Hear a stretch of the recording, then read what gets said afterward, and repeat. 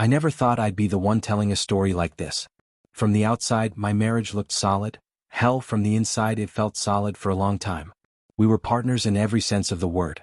We laughed easily, traveled often, and leaned on each other through the rough patches that life inevitably throws your way. I truly believed we had something rare, something unshakable. The kind of love that ages well. An intimacy that had always been one of the threads weaving us close.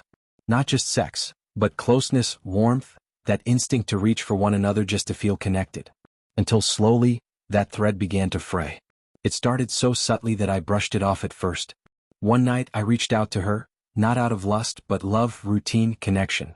She flinched, said she was tired. No big deal. We all get tired.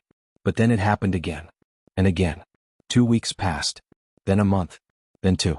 There was always some reason. Stress, headaches, just not in the mood. I didn't press. I've known what it's like to feel mentally drained, and I believed in giving her space. So I focused on being supportive. I cooked more, cleaned more, planned a weekend away hoping to rekindle whatever had cooled. But nothing worked. Emotionally, she became distant, like living with a ghost who still wore your last name. I started feeling more like a roommate than a husband. Or worse, a stranger she used to know. I tried talking to her, really talking from a place of love and concern, but she brushed it off, said it was just a phase, that it would pass. But her eyes said otherwise. There was something there, something hidden, dark, and uncertain. Guilt? Fear? I couldn't name it. But I felt it. Then, out of nowhere, everything changed. She started dressing up again even when we weren't going anywhere. Tight outfits, polished makeup, like she was getting ready for a version of me from years ago. She laughed at my jokes, touched me more, made my favorite meals 3 nights in a row. And then came the words, sweet and sharp like a blade dipped in honey. I want a baby. My heart sank. Part of me wanted to believe she had found her way back to me. But the timing? The sudden shift? It felt calculated. Like a script she was reading from, written not with love but with intention. There was a goal now, and I wasn't a partner in that goal. I was a tool. Still, I played dumb. I smiled, nodded, and told her maybe we should wait a while. And that's when the seduction really began. Nights became performances. She'd slip into bed, run her fingers across my chest, whisper soft things in my ear. She looked at me like we were young again, like all the silence, all the coldness had never happened. But I couldn't unsee the truth behind her eyes. Something in my gut screamed no. It wasn't that I didn't want her. I did. Desperately. But not like that. Not when it felt like a trap. 3 months into this new act, I noticed the signs. Subtle at first. Her face looked slightly fuller.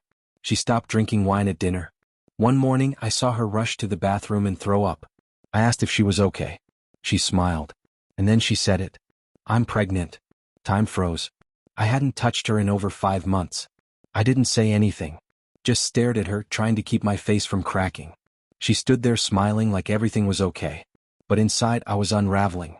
I hugged her. Congratulated her. Told her how happy I was. But I already knew. It wasn't mine. Everything made sense now.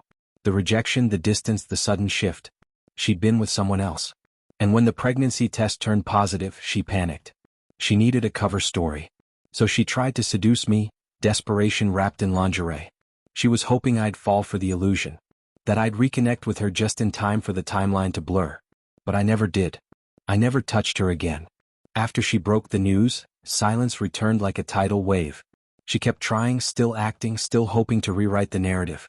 But I was done playing along. One day while she was in the shower, I picked up her phone. I didn't want to become that guy, the one who snoops. But instincts don't lie. Deleted messages.